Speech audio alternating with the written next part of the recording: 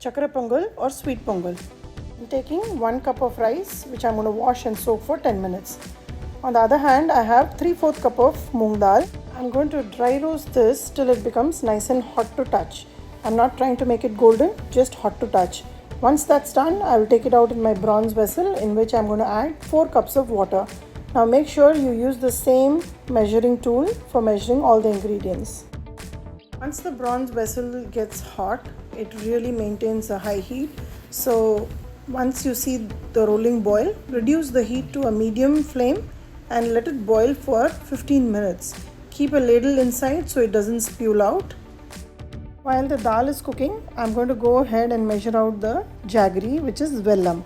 Now I have this soft Kolhapuri vellam and I'm just going to slowly cut it with the knife. You can see how soft it is.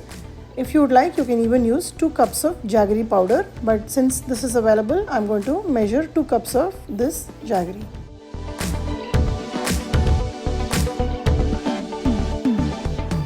Cooking the dal on a medium flame is very important so that it cooks very well. Now you can see that the dal is half cooked. When you just pierce with your nail, it should easily break. At this stage, I'm going to drain the water out of the rice and add the rice in here. The dal takes a little longer, but the rice does not take as much. So drain the water, add the rice in this boiling dal and water mixture, and I'm going to add 2 more cups of water. Now this is a traditional method of making Chakra Pongal. If you want to take a shortcut, you can add the dal and rice in a pressure cooker, and for 1 3/4 cup of grains, you can add about 4 cups of water, in which 1 will be milk and 3 will be water, and give it 2 pressure whistles. That would be your shortcut. Although this method is a little elaborate, but if you look at the time to cook this dish, it would be the same as a pressure cooker. In the pressure cooker, you would wait for the whistle to settle down to open the lid.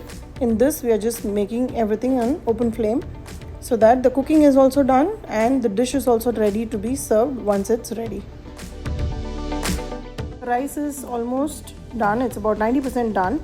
Now at this stage, I'm going to add about half a cup of whole milk, which will add the creaminess in this Chakra Pongal. I'm adding few strands of saffron, which will really elevate the taste in this dish. After I added the rice, I've only been cooking it for about 15 minutes now.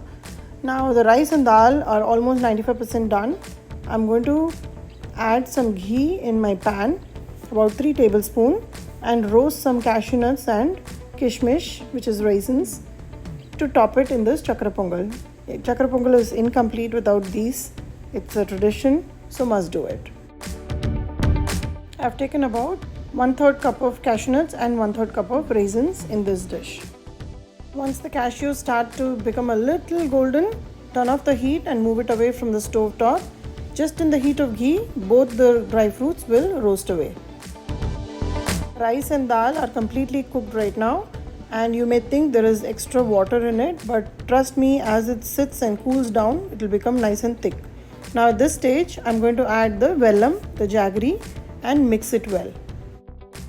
Jaggery will melt and it will become even more watery, as you can see, but as it cooks and becomes thick, this Chakra Pongal will come to the consistency that you see in the restaurants and the way your grandmother used to make.